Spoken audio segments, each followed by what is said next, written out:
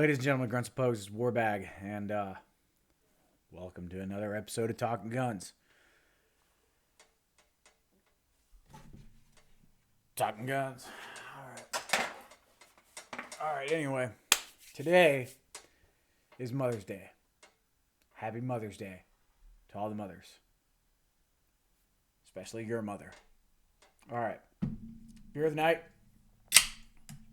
It's from Attitudes Brewing Company. It is the Intense New England IPA.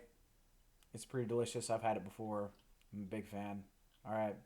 It's not too bitter. It's about 52 IBUs and 7 point some bullshit or whatever. 7.2 freaking percent ABV. Drinking out of this mug. Sorry you can't see the color because I've black and whited everything because I want to be like Jocko. Oh. Alright.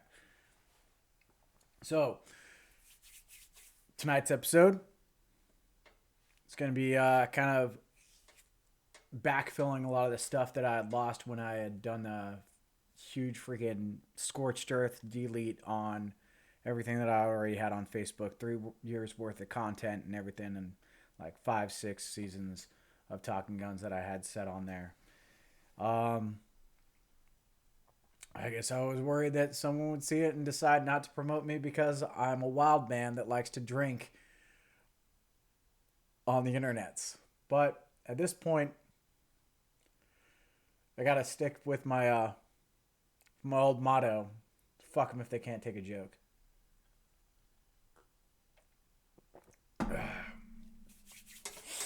I'm already one of these beers in because I tried to record one earlier, but it had so much chaff in it that I had to let it go. So there's that. All right. So let's go ahead and get into this. Why the characteristics of fire? Why? All right. So machine gunner's education isn't complete. Can't be really considered a real machine gunner or an intelligent machine gunner if he doesn't know anything about the actions and attitudes of his projectiles as they're coming out of his weapon. Yeah, okay. You point it that way, they're going to go that way. But what do they do between the muzzle of your gun and where they hit the ground, right? And how can you make yourself more effective by knowing this? All right, so 6 characteristics of fire. All right, burst of fire, trajectory, cone of fire, beaten zone, danger space, and dead space. All right, that's it. 6 characteristics of fire. I'll list them for you. That's the end of the episode. No. All right. So I've prepared a little slideshow, some cool little images and everything like that, overlays that I'm going to put on the screen right here right now to go ahead and illustrate those just a little bit better. All right. So here we go. We'll restart this and we'll begin this by talking about the burst of fire. Right. So definition: burst of fire from Marine Corps Technical MCTP freaking 3.01 Charlie or whatever the fuck they want to call it now. Marine Corps Warfighting Publication 3TAC 15.1. All right, machine guns and machine gun gunnery goes like this. All right, burst of fire. The number of shots in a burst of fire is limited by several factors, including the size and shape of the target. Ground formation, meaning like, the shape or slope of the ground, yeah.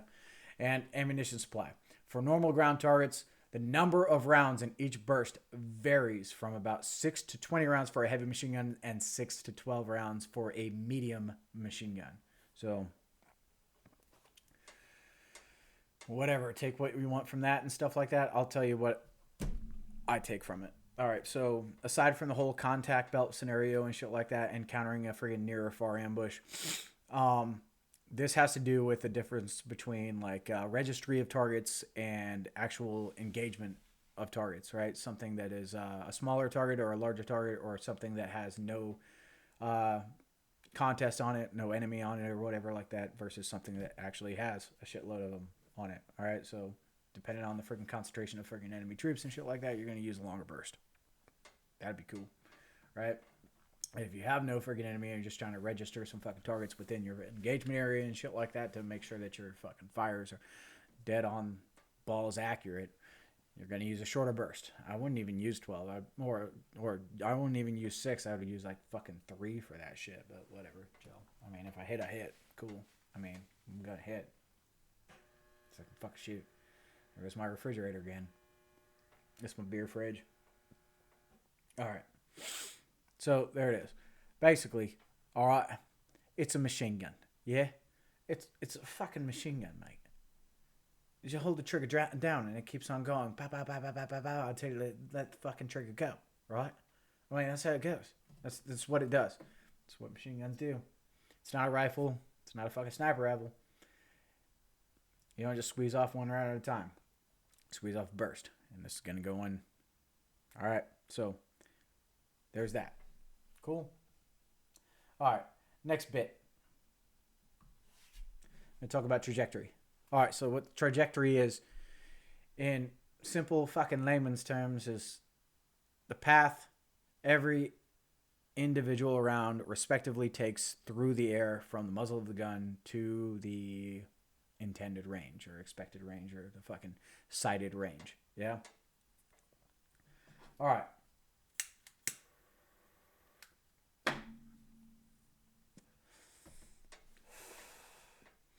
Elements of the beaten zone include, like, basically the ordinate and the max ordinate and shit, right?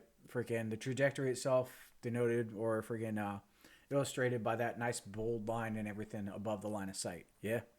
You can't really expect your trajectory to be below the line of sight because things don't go down and then go up. Things go up and then come down, right?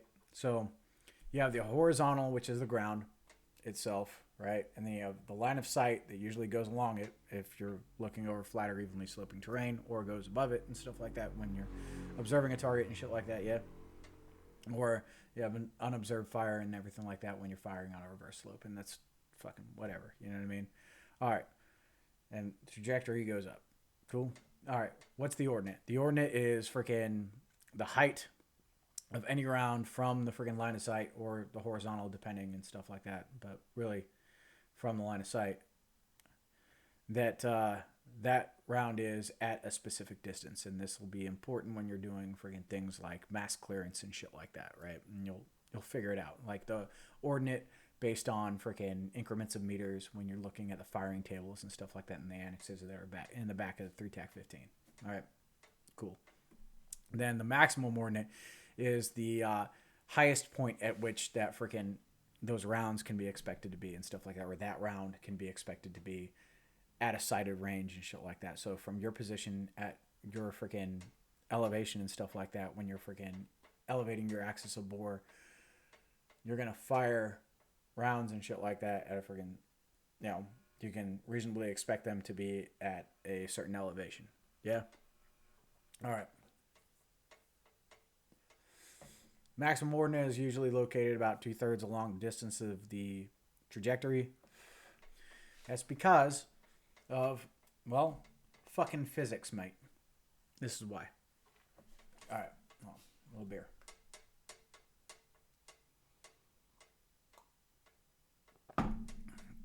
We'll go at it like this, yeah? Every individual round is propelled out of the freaking barrel and shit by a single explosion. The fastest that round is going to be is at the muzzle velocity. So the muzzle velocity is the freaking speed at which the round is going as it exits the barrel, right when it's exiting the barrel. That's the fastest it's going to be. All right? Freaking, that's when all of the forces of drag fucking created by the rifling and shit like that have been reduced by no longer having rifling fucking contacting it. And all of the freaking pressure and stuff like that that's being expelled upon the freaking back end of that round and shit by the expansion of gases within that freaking, you know, chamber going through the freaking the rifled bore, propelling that round out of the freaking machine gun and stuff like that, have now dispersed and started to spread out and stuff like that, and no longer have any more pressure on the back of the round to propel it any further. All right.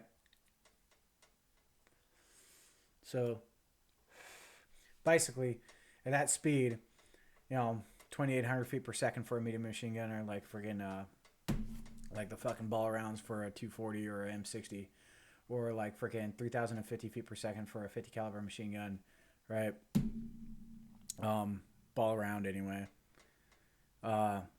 It's about as fast as it's going to be going, right? So it's going to be flying through the air and shit like that, going straight for a fucking certain distance, maybe about 500 to 700 meters and shit like that, depending on the freaking machine gun itself. Um, and the rounds also freaking, you know, we'll talk about variations in the ammunition here in a second, but yeah. Uh, Roughly going about fucking 27, 2800 feet per second for your mediums and freaking 30, 50 feet per second for your freaking heavies and shit like that. They're going to freaking not going to continue to go that speed, all right? Because you have freaking drag being created by wind, all right? So, or not just wind, but like, you know, freaking atmospheric pressure and shit like that, freaking impeding that round and stuff like that, right? Little bitty molecules and stuff like that because you're not firing in a vacuum, yeah?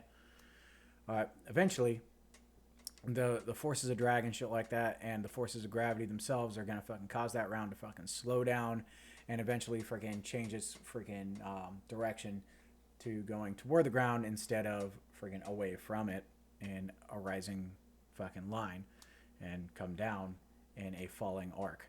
And that is where the max ordinate basically takes effect and shit like that. It no longer goes any higher and it begins to fall. Yeah, the apex. Right. All right. As you increase ranges and shit like that, or increase your fucking elevation or your axis of bore and stuff, you can essentially fucking shorten that to about fucking half the distance of the trajectory and shit like that, or on fucking, you know, shorter things that may not even be falling much at all and stuff, right? I mean, you could fire at something like point blank where that round is still freaking firing fucking flat trajectory and then hit an object or fucking hit the fucking ground of a rising slope and essentially have no fall at all, really. But yeah, there's trajectory. I hope I didn't confuse you too much and stuff like that. Is the path the bullet takes through the fucking air. That was a really long explanation for a very short fucking thing. All right, so with those two things in mind, burst of fire and trajectory, we're going to go ahead and fucking jump into the next thing, which is a cone of fire. So because you're firing multiple rounds and stuff like that, each individual round will have its own freaking respective trajectory. All right, why is this? Because of variations in the ammunition and shit like that with fucking, you know, minute freaking differences in the amount of fucking propellant that are within the casing. All right. You know, measurable and shit like that, fucking by little fucking micrograms and what the fuck ever and shit like that, right? Also, you're looking at the cleanliness of your fucking bore, the cleanliness of each individual fucking round and shit like that. If there's any sort of freaking like, you know, lubricant that's freaking been applied to the rounds themselves, which is a thing that you don't want to do, but like freaking, you know, hey, fucking happens and shit like that. Some of them get fucking lubed up as they're going through the action of the weapon and shit. It fucking happens. All right, it's gonna reduce the amount of fucking drag as they're going through the rifle bore, and that's okay. All right, friggin' besides just variations in ammunition and shit like that, you're also gonna have freaking differences in freaking atmospheric pressure and shit like that, right? As it freaking reaches like, you know, high pressure and low pressure zones within the fucking path that it's taking, its trajectory through the air, right? Differences in fucking atmospheric conditions of humidity and shit like that, moisture during rain or fucking wind and shit like that that's affecting it during its flight path and shit like that, right? And each individual round has been fired like fucking like milliseconds after the last one and shit like that, right?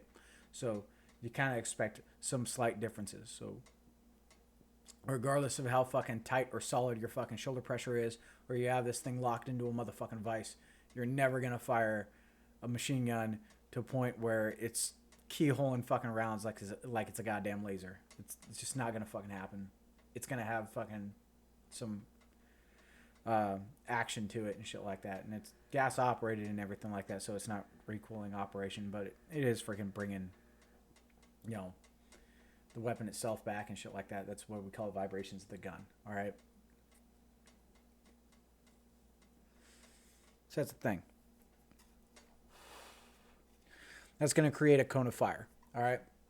The most stable position in your machine gun and shit like that, essentially where the freaking tripod's freaking sandbagged into the ground and shit like that, and freaking your pintle is locked into the tripod itself. That's the most stable position of the machine gun, where it's pinned in and pintled in to the tripod itself.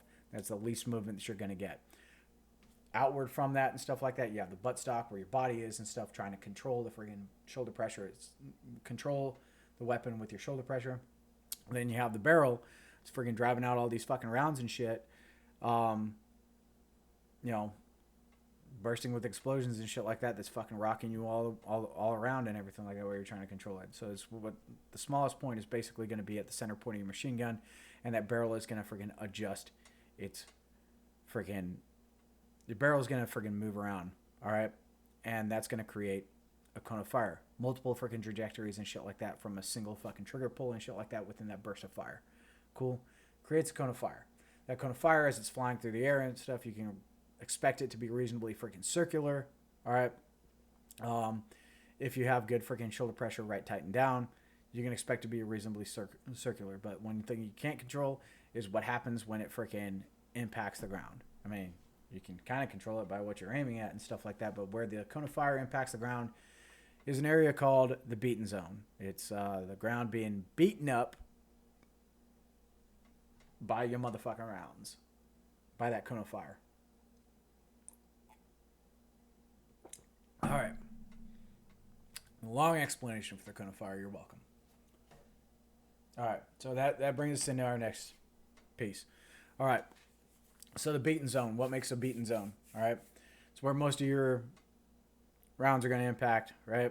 So you have your effective beaten zone and you have your 100% beaten zone. All right. And it is centered around the freaking center of impact. The center of impact is your intended range. All right. So if I'm sighting in at freaking 700 yards and stuff like that, I can reasonably expect that my freaking center of impact and shit, because I've zeroed my machine gun pretty well, is going to be at that 700 fucking yards. But my beaten zone is going to expand beyond that. Now, with your shoulder pressure, you can essentially freaking control the width of what that beaten zone is. But because of the ground and the variations of the ammunition and the freaking lower bound of the vertical cone of fire and the upper bound of the vertical cone of fire and stuff like that being freaking, varied by those vibrations, but also by the slope of the ground as they impact, all right, slope of the ground and the freaking range to target and shit like that as they impact, you can predict using your firing tables and shit like that what the length of your beaten zone is, but you can reasonably expect that only about 82% of your freaking beaten zone is going to be effective around that center of impact. 82%. 82% is your effective beaten zone. All right. The rest of that is called your 100% beaten zone. That's the little freaking, that little guy. Wouldn't worry about that little guy fucking rounds and shit like that. The ones that are like just a little bit out there, a little bit fucking tarded. Fuck them. Yeah. So if you ever want to insult a machine gunner, call him one of the 18%. Cool. There you go. So there's that difference between the freaking effective and the 100% beaten zone. Next subject, please. All right, more on the beaten zone. Talking about freaking the effects of the ground slopes or the freaking the ground itself on your beaten zone and shit, right? So on a vertical and stuff, you can pretty much expect that you're going to have a circular freaking beaten zone because that cone of fire, right? Cone of fire, like a cone, circular at the base. And that's what it is. So if you're firing into a vertical, you can expect that. If you're firing into a rising slope, like a fucking hill and shit like that, that's, sloping down and facing you and shit like that, right? You can expect it to be a fairly short beaten zone, not quite circular, just a little bit longer than that and everything like that. It's going to rise a little bit because of the distances and shit like that between the lower bound of the upper bound of the vertical cone of fire. But what I mean by that is the lowest trajectory within that cone of fire is the lower bound, and the highest trajectory within that cone of fire and shit like that, right? So when you're firing your burst, your barrel's gonna fire at a fucking low point, and it's gonna fire at some high points and freaking some middle points and shit like that. And the highest round is the upper bound, the lowest round is the lower bound. That simple. So as the round gets as the ground gets reasonably more level, you can expect it to freaking become longer. Your beaten zone become longer. And if you're firing on a reverse slope or falling ground and stuff like that, that lower bound is going to impact much earlier, much sooner. All right. And that upper bound is going to have a further way to fall without friggin' anything impeding it, therefore allowing it to be a much longer beaten zone. And that's what this graphic is illustrating for you. So there you go. All right, next thing is effects of range. Effects of range of the beaten zone. So if you look at this, you have top view and you have a side view of what's going on with these freaking beaten zones. All right. Above the line, the first one is set to 1,000 meters and shit like that. You have a 2 mil wide beaten zone. So I've essentially explained what a mil is, right? Fuck. Maybe not. I don't think I did. So what's a mil? Jesus. So a mil is an angular unit of measure similar to a degree, but in a smaller increment. So it freaking measures the fucking circumference of a circle and shit like that in freaking tiny little fucking slices of pie and shit, right? So whereas degrees split a circle into freaking 360 little fucking tiny sections and shit like that, 360 little slices of pie, well, fucking mils cut it down even smaller to 6,400 mils in a circle, right? So if you want to freaking kind of draw it down to an easy thing and shit like that, right? If you ever heard of a minute of angle, it's kind of like that, right? So a minute of angle, like how many minutes are in an hour? There's 60 of them, right? There's 60 minutes in a degree, right? And 1 minute of angle is equal to like fucking 1 inch at 100 yards, yeah? So a mil is fucking larger than that, though, all right? Because those things are fucking tiny. But like, yeah. All right, so a mil, 6,400 of them in a circle and shit like that, right? The width on the ground at a distance of 1,000 meters for an angle of 1 mil. Fuck. 1 mil of angle, all right, is equal to 1 meter of width on the ground from here to there at a distance of 1,000 meters. I used fucking a lot of hand gestures there, but there you go. So there's that. So an effective beaten zone we know is 2 mils wide. So it is 2 meters wide on the ground, and it's 55 meters long over flat or evenly sloping terrain and shit like that at 1,000 meters. That's what you can expect, and that's in the firing table. All right, cool. If your vertical interval changes, or if you're firing at a rising slope, or a freaking a reverse slope, it's going to adjust. All right, that's what it's going to be. But essentially, you end up with this fucking cute little cigar shape like you see in image number 2, 2 mils wide. Looks like that. All right, go below the line. Now we're looking at a freaking image where you've increased your range to 1,500 meters. All right, and the width on the ground has increased to 3 meters wide. 3 meters wide for your beaten zone and shit. That's because, remember, I was talking about a millimeter at 1,000 meters. So at 500 meters, you're going to reasonably expect 1 mil to be half a meter, right? So at 1,500 meters, a 2 mil wide beaten zone is going to end up being 3 meters. So it's still an effective beaten zone. That's that. Thing is, it shortens because you've increased your axis of bore and shit like that, thus freaking, giving more stabilization time and shit like that for those rounds as they're going through that cone of fire and shit like that, and they're freaking reaching a certain point of gravity where they come up and now they're coming down in more of a uniform circular fucking pattern and shit like that, or closer to a circular pattern, shortening the fucking beaten zone. Yeah. So now it's only 50 meters long, 50. That's not so bad, but you can see the difference. Yeah. All right. Well, I hope you can, based off of the graphic.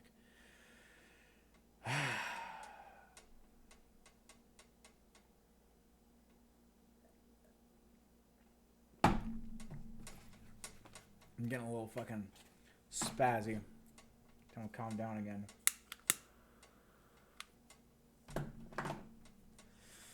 Now that we've discussed the beaten zone in depth with 3 whole fucking slides, we're going to move on to where this all makes fucking sense. Danger space and dead space. All right. So what's the fucking difference, Mike? I know you're asking. I'm going to tell you. So danger space is any area between the muzzle of the gun and the freaking end of the beaten zone where a standing man 1.8 meters tall will be hit in some portion of his body by one of the rounds from your fucking gun. All right?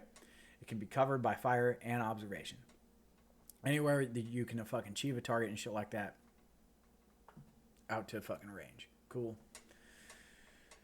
Dead space is any area between the muzzle of the gun and the fucking end of the beaten zone where a standing man 1.8 meters tall will not be hit or fucking, cannot be covered by fire or observation. So he can't be hit. If you look at the graphic, you're going to see like a light gray shaded area that's friggin' basically depicting the cone of fire itself. You see a dark shaded area, which is area that's not necessarily covered by that fucking cone of fire, but it is being covered by the freaking line of sight and observation. All right, so you see a little freaking tack marked line between the freaking muzzle of the gun and all the way to the end of the fucking image and shit like that. You've got the line of sight. The line of sight, it's good. I can see a motherfucker. I can hit a motherfucker, right? As long as my weapon has the range to hit a motherfucker. Cool? But in all those freaking dark shaded areas and all of those fucking lightly shaded areas, all of that is danger space. And everything that cannot be hit or is freaking below my line of sight and below my freaking ability to actually engage with that weapon system, that is dead space. So there you go. That's the difference between dead space and danger space. Hit him or no hit him. That's it. So, is it possible for a motherfucker to be in dead space and still be hit by fucking fire? If you have high angle fire, or if he's a fucking great enough range for you to be able to elevate your fucking gun and shit like that and have fucking plunging fire on him. But grazing fire versus plunging fire is something that we're going to discuss into the next video when I talk about the classes of fire with respect to the ground of the target and the gun. All right. Grazing fire and plunging fire are classes of fire with respect to the ground. And that's basically where the fucking realm of the difference between danger space and dead space lie. So, with that, that's pretty much all I've got for this fucking episode.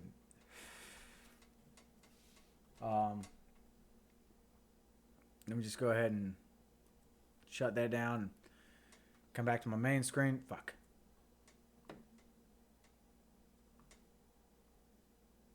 Where is it? Where are you? Alright, turn that off. Alright. So there's that.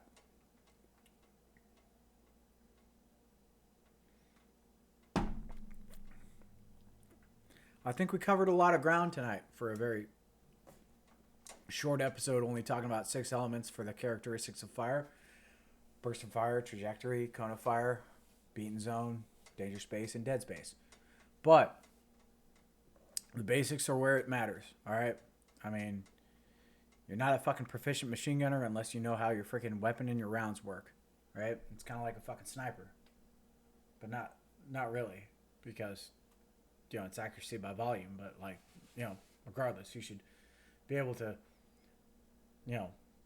predictably fucking judge the way that your rounds fucking act with reference to the gun itself and the ground and your target and how you want to employ your weapon. So this all builds, all right? So characteristics of fire will build into classes of fire, which will build into freaking, methods of target engagement and methods of fire control and shit like that, and how you want to do a lot of things with machine guns. And it'll work with freaking direct fire and indirect fire in a lot of ways, and I'll get into all those subjects later on as I continue to backfill all the old shit that I lost from talking guns and educate somebody, the Ugandans or whatever that keep following my Facebook.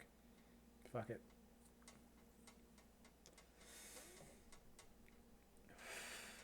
Uganda fucking Hollywood is fire though. Straight up.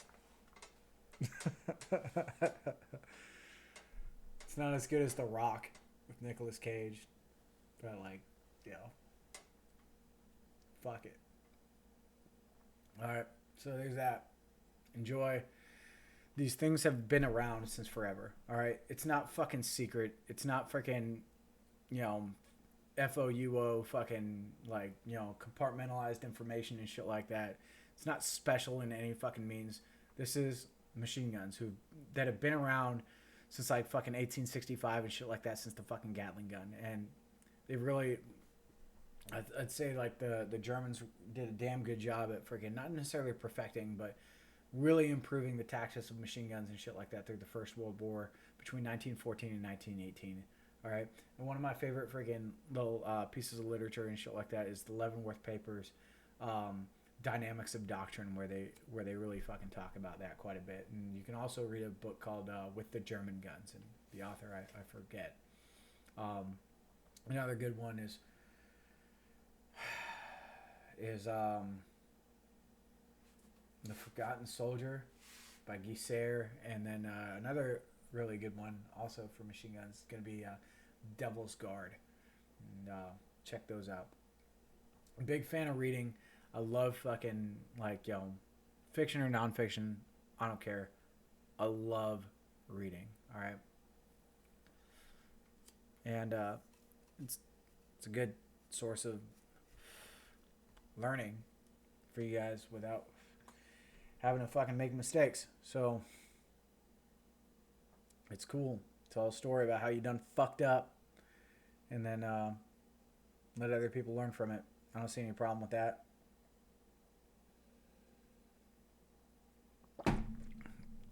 Everything that I'm telling you right now is coming out of a friggin' publication that's been out since like for fucking ever and shit. So it's not like it's new information. It's not like I'm giving away the keys to the kingdom here. All right. You want to be a better machine gunner? Pick up the book. Don't just fucking watch Talking Guns. But it's I suppose if you need it explained to you in depth with a cool slideshow, I'll do that for you. I'm down for it. I'm just biding my time till I get back to a fucking platoon, which is going to be in September. Late August. Early September. I'll be fucking checking in. And back in the fleet. Hooking and fucking jabbing, shooting in and fucking stabbing.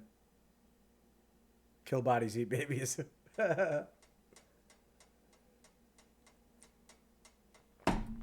Grunt life, baby.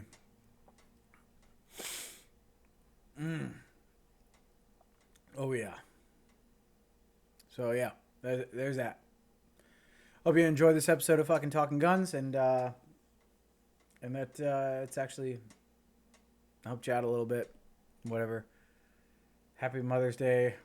Word to your moms. I came to drop bombs.